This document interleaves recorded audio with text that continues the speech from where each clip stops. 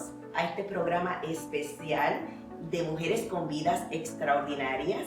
Soy la doctora Mari Carmen Laureano, creadora y anfitriona de este programa, y hoy estoy conversando con una persona muy especial. Lo primero que tengo que decir es que es una hermana, una amiga, alguien que he llegado a apreciar. Nuestros corazones se han unido en lo que es la construcción del reino de Dios. Y bueno, que muchas cosas se pueden decir sobre ti, Elsa. Escritora, emprendedora, eres una mujer como si fueses el motor de Dios que permite que otras personas también escriban. Eres una mujer con un proceso de sanidad propuesto para muchas mujeres a través de Mujer Sana, que es un ministerio muy poderoso aquí en Florida, pero también se ha extendido a otros lugares. Y yo quisiera comenzar preguntándote, Elsa, porque estoy muy curiosa con esto, ¿qué historia puede llegar a contarse de tu infancia que ha conformado la mujer resiliente que eres el día de hoy? Wow.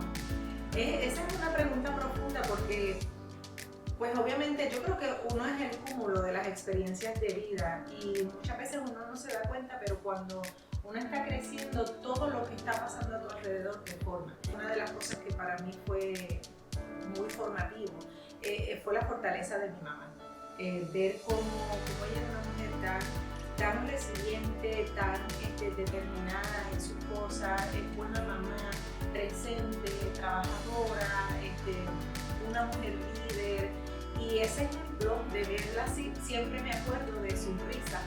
Y su risa, su alegría, pues para mí era como que yo pensé así. Y tener ahora el privilegio de poder caminar mi vida con ella, de poder hacer tantas cosas que también me bendición.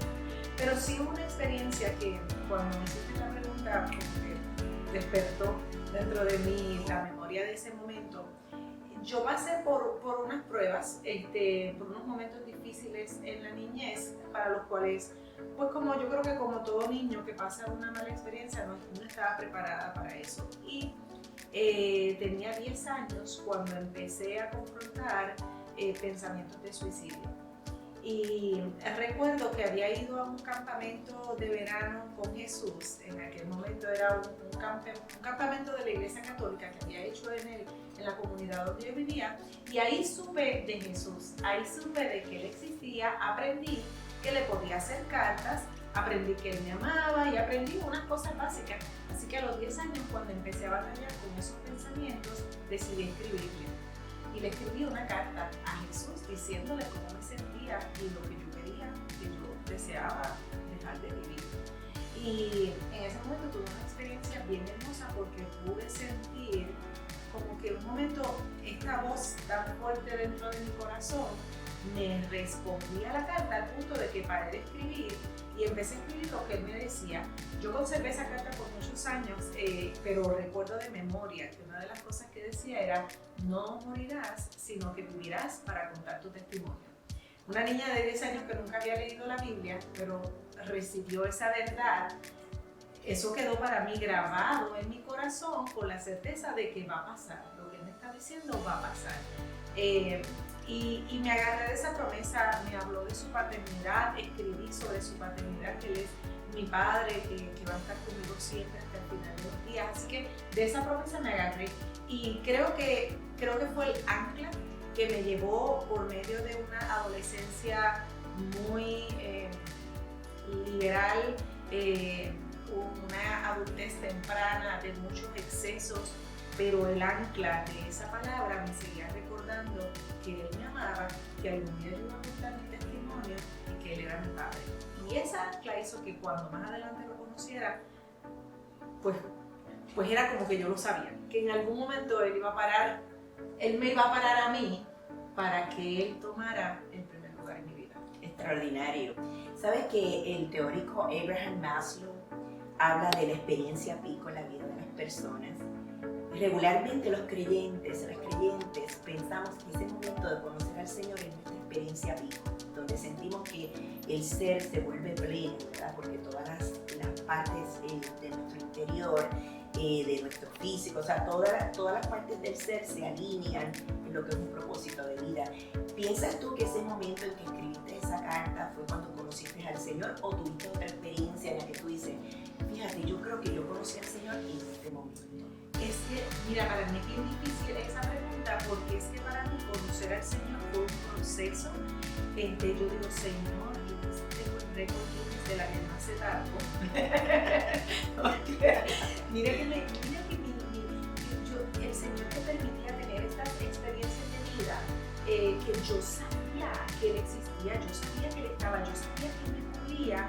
Sin embargo, yo luchaba con permitir que la transformación completa se diera. Yo seguía como de alguna manera aferrada a las cosas del mundo que me atraían. En un momento de mi vida, a los 16 años, me asaltaron con pistola y la forma en que eso pasó, yo supe que Él rescató mi vida. Yo supe que Él fue el que me sacó de esa situación tan peligrosa.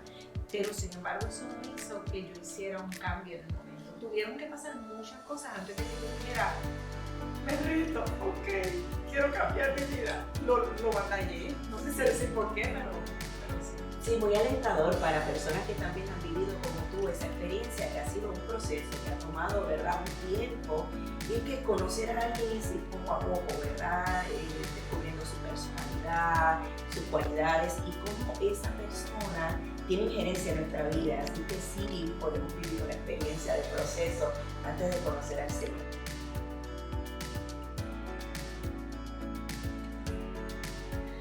Wow, yo creo que es justamente lo que estoy haciendo ahora. Y sabes que me emociono en el pensar de cuánto Dios nos ama, de que Él es tan paciente con nosotros que no fuerza las cosas. Y yo creo que el que haya sido conmigo de esa manera hizo que yo me enamorara de Él, de esta manera que yo siento que es como que yo quiero que mi vida le sirva. Yo quiero que todo lo que yo haga le sirva a Él. Yo en un momento de mi vida decidí que ya yo no quería, yo era gerente de mercadeo para grandes compañías, yo manejaba presupuestos millonarios de marcas muy conocidas, ponía billboards, ponía anuncios en televisión, primero en Puerto Rico, después en toda Latinoamérica, y yo tenía la posibilidad de seguir creciendo en esa área. Y recuerdo un momento, estaba yo en Colombia representando, yo había organizado una cumbre de mercadeo para todos los gerentes de mercadeo de Latinoamérica y estaba en un pico en mi vida. Y recuerdo que la tentación al mundo era tanta alrededor de mí, ya yo era creyente, ya yo era cristiana y habíamos salido a un restaurante y todo el mundo quería tomar y todo el mundo quería la fiesta y ya yo no quería esa vida.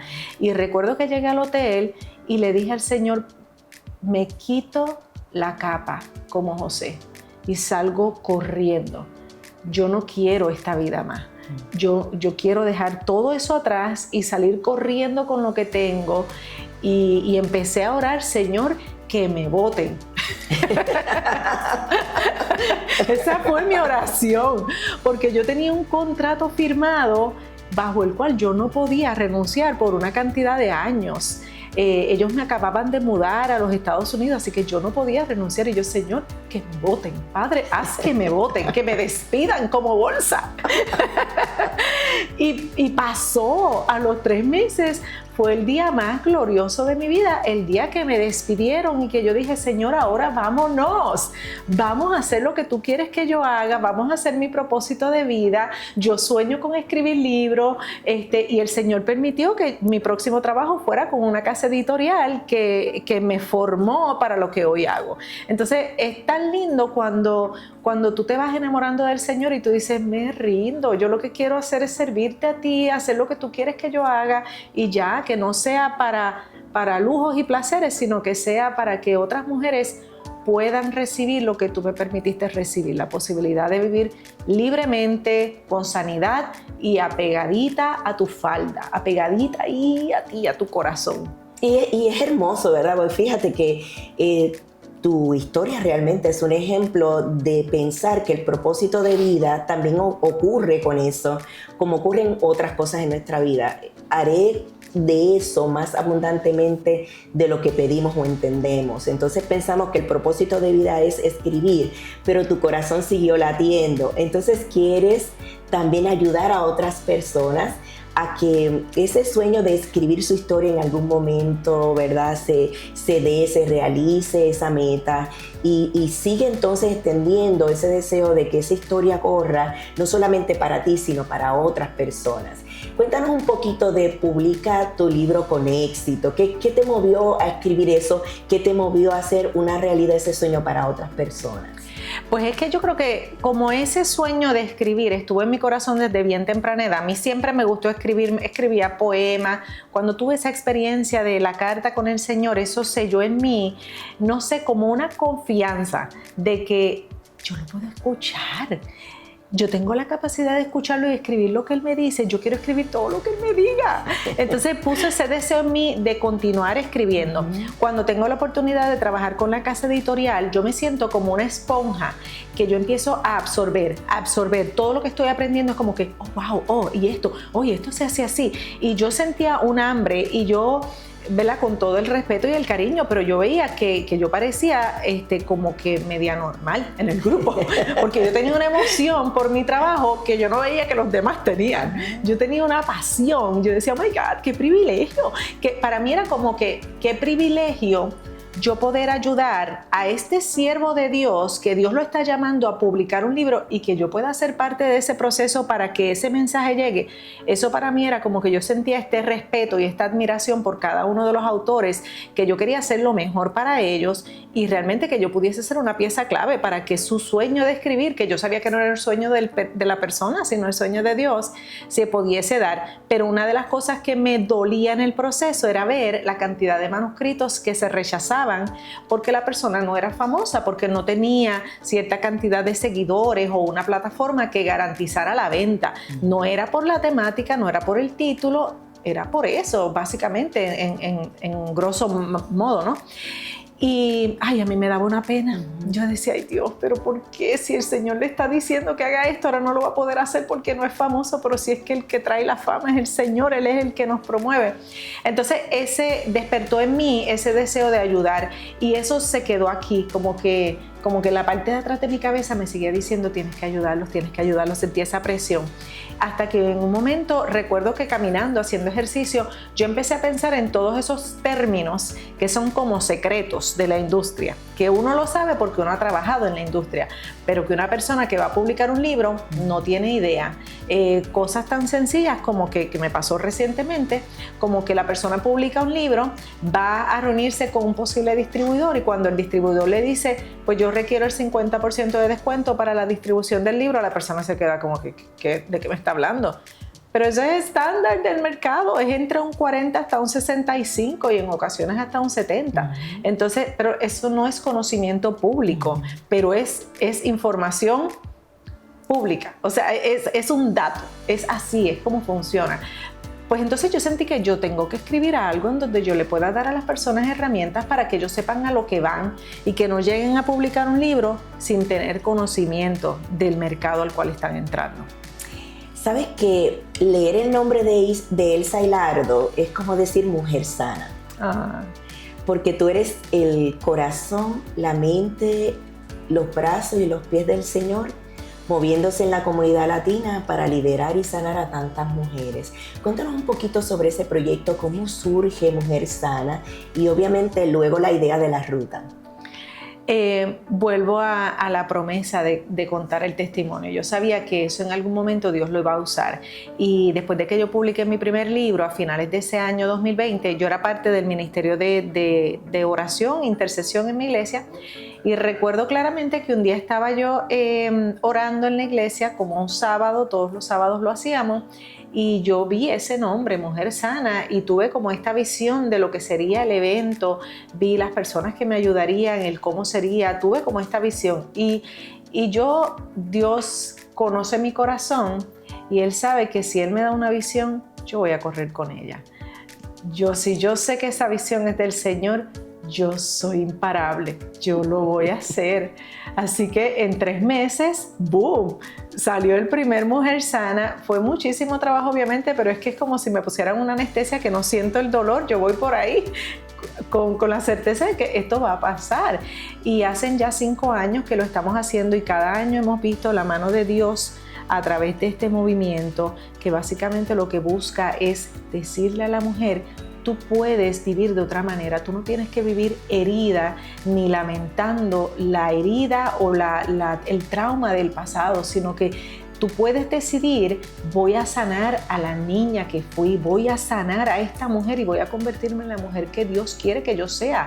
Debo llegar a un punto en mi vida en donde también sea capaz de perdonarme a mí misma. Por tanto, perdono a la que fui, acepto a la que soy y recibo a la que seré. Voy a permitir que Dios haga el proceso que quiere hacer en mí para que yo pueda ser una mujer sana, porque si una mujer está sana, la familia está sana, el esposo está sano, los hijos están sanos, todo el mundo a su alrededor va a estar sano por causa de esa mujer que trabajó en su sanidad personal. Somos como ese centro, ¿verdad? Tan importante desde donde Dios actúa. Yo leí Diario de la Mujer Sana, lo disfruté muchísimo. Siempre he sido una persona que desde que te conocí y conozco tu trabajo te he admirado muchísimo, pero si no tiene Diario de la Mujer Sana, por favor adquiéralo, porque en verdad es una herramienta muy poderosa para continuar conociendo más al Señor, vivir en su presencia, desarrollar esa intimidad, esa amistad con el Señor. Elsa, ¿por qué las mujeres? Fíjate que los propósitos de vida generalmente están atados a una población en particular. Son los niños o los adolescentes o las personas de la tercera edad. ¿Por qué tu corazón se mueve hacia las mujeres en particular? ¿Por qué tú crees que es eso? Yo creo que uno siente empatía con algo que quizás, o con alguien que quizás tú te puedes identificar porque has estado donde esa persona está. Y yo recuerdo cuando yo fui madre soltera y cuando tenía a mi niño pequeño, yo me inclinaba muchísimo hacia los niños y hacía muchas cosas por los niños porque era esa temporada en la que yo estaba.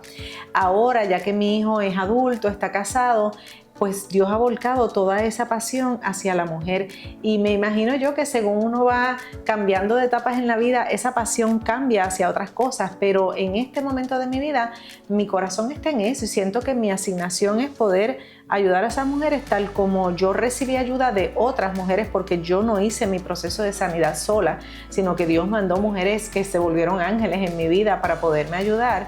De la misma forma, yo quiero poder estar ahí para otras, para poder levantar sus manos y que puedan transitar desde lo que es la herida hasta una vida de sanidad. Sí, es como que la historia de una es la historia de todas, como yo suelo decir en el Congreso de Tacones Altos. Cada vez que se cuenta esa experiencia, la gente, las mujeres que están allí sienten que mi historia es la suya. Entonces, ese lograr identificarse permite que ellas también entonces transiten ese proceso de sanidad. ¿Cuál fue tu proceso de sanidad de manera específica que tú puedas llegar a decir, por eso es que esta es mi propuesta en Mujer Sana? Estos son los pasos que una mujer debería dar, ¿verdad? Sin entrar en detalles porque el tiempo no nos da, pero sí, este es el proceso que las mujeres deberían dar para sanar, porque yo viví esa experiencia y sané de esa manera. Algo que para mí fue como un momento, como le dicen, ese momento pivot de tu vida, fue cuando yo me preparé para compartir mi testimonio en un viaje misionero a México. Fue en el año 2017 y toda esa preparación que gracias a mi iglesia en donde me congrego, ellos nos preparan y todas las semanas nos reuníamos y íbamos trabajando en nuestros testimonios porque teníamos que ser capaces de compartir nuestro testimonio en 2 minutos y de poder evangelizar en las calles en México. Y esa fue la primera vez que yo me iba a exponer a eso. Y yo recuerdo prepararme para mi testimonio fue un proceso de mucha sanidad. Fueron semanas de trabajo, sentarme con mi hijo y decirle mi testimonio antes, porque él iba conmigo, antes de que él lo escuchara públicamente. Fue un momento, no te puedo decir cuántas lágrimas derramé, cuánto miedo sentí, cuánto estaba temblando, porque es como desnudar mi alma delante de mi hijo y que él sepa que a mamá le pasaron cosas y que mamá también hizo cosas y que la mamá que él conoce y ha visto es producto y resultado de la transformación de Dios, pero no fue perfecta y era bien vulnerable para mí hacer eso. Obviamente él también lloró, nos abrazamos, hubo un momento de perdón en el sentido de que cuando sus primeros años quizás yo cometí muchos errores porque yo estaba en esa transición.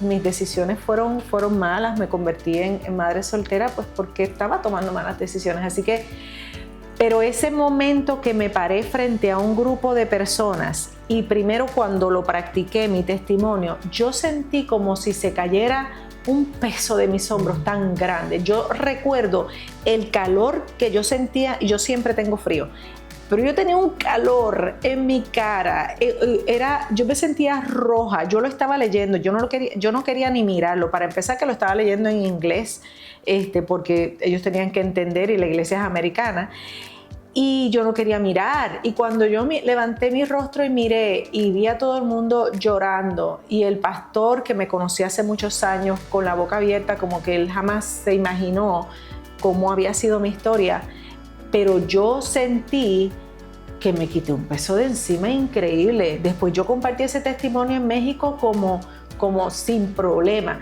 Ya no había dolor, ya no había vergüenza, porque la vergüenza era el mayor.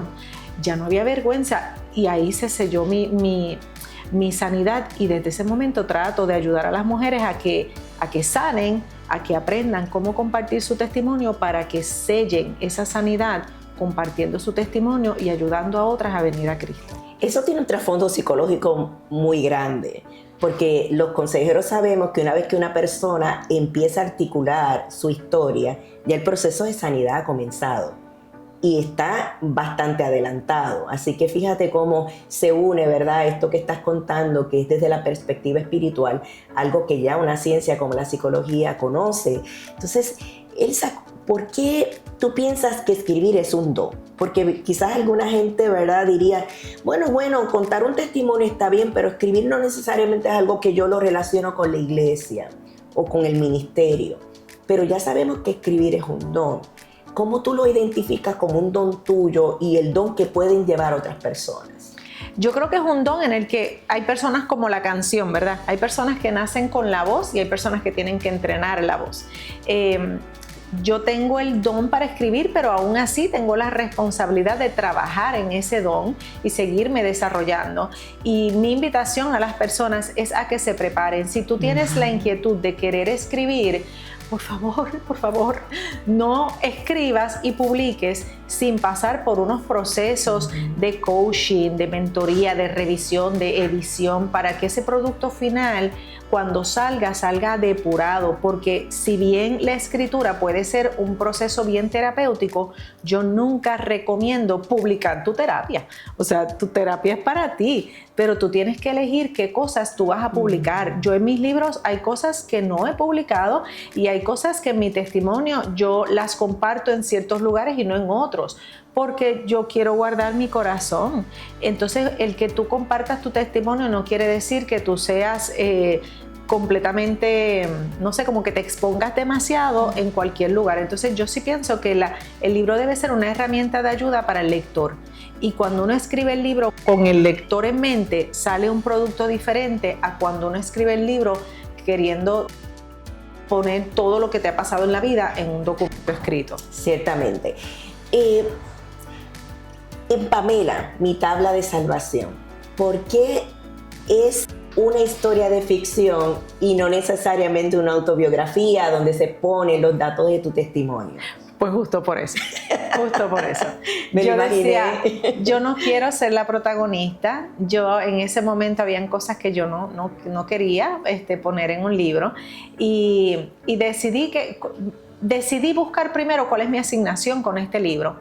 y mi asignación era poder ayudar a las mujeres a sanar. Mi asignación no era ponerme a mí como protagonista ni que me miraran a mí. Así que decidí desarrollar este personaje y honestamente te digo, para no darme un crédito que no me corresponde, tuve un sueño. Yo estaba pensando escribir el libro, no tenía en mente hacer una novela, pero yo tuve este sueño y en este sueño yo tengo esta amiga que me está leyendo un libro y el libro que me está leyendo suena como una historia. Yo estoy fascinada, yo estoy escuchándole, este es el sueño. Yo estoy así escuchando a mi amiga leerme el libro y yo, qué brutal esa historia. Y yo recuerdo los diálogos, recuerdo pues cómo se sentía el estar escuchando esa historia tan espectacular. Y entonces en medio del sueño, el sueño cesa, pero yo sigo soñando y sueño que Jesús me dice, ese es tu libro, es tiempo de que empieces a escribir. Y yo quedé despierta así. Tenía tan claro las letras de lo que mi amiga en el sueño me había leído que empecé inmediatamente a escribir. Y ese fue mi primer capítulo, que fue, de hecho es el capítulo 6 de mi tabla de salvación, fue el primer capítulo que escribí. Y fast forward, cuando publiqué el libro, de repente una amiga de pelo negro, igual que en el sueño, empieza a leer mi libro en las redes sociales. Y fue una cosa tan increíble porque cuando la vi en las redes sociales leyendo el libro, yo decía, Dios mío, lo que yo soñé se hizo realidad y Dios utilizó a esa muchacha para que ese libro se volviera viral. Ella partió con el Señor hace 3 años, pero fue como si parte de su misión de vida fue darme ese empujón.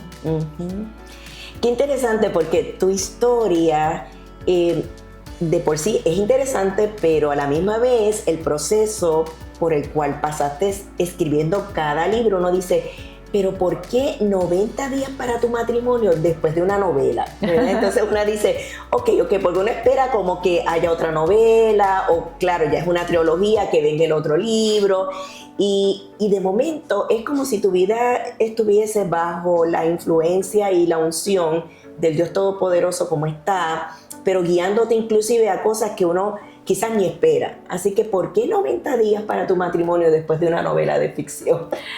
Pues se suponía que en teoría el de 90 días para tu matrimonio iba a ser el primero. Yo empecé a escribir 90 días para tu matrimonio cuando mi esposo y yo nos comprometimos. Decidimos orar por 90 días antes de casarnos. Hicimos una lista de oración y todos los días oramos por las 90 cosas que escribimos y nos reuníamos todos los días por 90 días hasta el día de nuestra boda. Y decidimos que eso lo queríamos convertir posteriormente en un libro. Así que empezamos a trabajar en ese libro, pero algo en mi corazón me decía, escribe primero el otro, el que tiene que ver con ser madre soltera, porque eso vino primero. Así que lo interrumpí, hice el primero y entonces dije, tengo que retomar esta asignación. Así que ahí publicamos 90 días para tu matrimonio y lo publicamos pensando en muchas parejas jóvenes que conocíamos, y yo creo que fue increíble porque lo publicamos en el 2021 y en el 2022 25 parejas que nosotros conocíamos se casaron, incluyendo nuestros 2 hijos. O sea, nosotros publicamos ese libro y motivó a otros. Se casó todo el mundo. Trajo la unción del matrimonio. Publicamos ese libro 1 año antes de que nuestros 2 hijos se casaran. Y bueno, 25 parejas alrededor de nosotros se casaron en ese año. Fue increíble. Y creo que fue un proceso bien bonito porque fue como dejar esa semilla de la importancia de la pureza antes del matrimonio. Bello, precioso. ¿Cómo tú sientes que el ministerio, todo en conjunto, ayuda a la comunidad latina en los Estados Unidos? Es que es la sal. Es como tener este rico menú, pero si no tiene sal, no sabe a nada. Y lo mismo es, o sea, en los Estados Unidos y en Puerto Rico y a nivel mundial necesitamos la sal, necesitamos que se sigan levantando ministerios.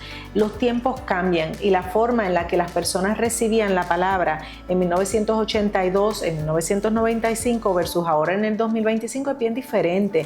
Quizás antes las personas iban a una plaza pública y veían un evangelista y ahí aceptaban el Señor. Hoy en día es distinta. Las formas en las que uno tiene que acercarse a las personas pues tienen que ser creativas, pero va a haber personas que Dios levante para invitar a gente a tomarse un café y de uno a uno pueda llevarle el mensaje. Entonces lo que tú tienes que hacer es preguntarte cómo Dios quiere usarme a mí, pero sí tenemos que asegurarnos de estar haciendo la comisión a la que Dios nos mandó a todos a trabajar en ella. Y fíjate que es bien interesante porque en tu historia se funden dos papeles, dos roles principales, escritora y emprendedora, ¿verdad? Entonces una dice, ella es buena en las dos cosas. ¿Cómo tú logras la armonía en esas dos funciones? Esa es la parte más difícil. Esa es la parte más difícil. Porque mira, cuando yo tengo el sombrero puesto de ayudar a los demás con sus libros, es súper fácil, yo fluyo en la creatividad y a mí las ideas, yo siempre digo, apúntate esa idea que te estoy dando porque no es mía y se me va a olvidar en 5 minutos. Apúntate, dije el nombre del libro, escríbelo. Entonces esa es, no sé, es como Dios me permite sentir esa generosidad. Yo simplemente te quiero ayudar. En todo lo que yo pueda ayudarte, pues te quiero ayudar. Y de verdad me lo vivo, me lo disfruto.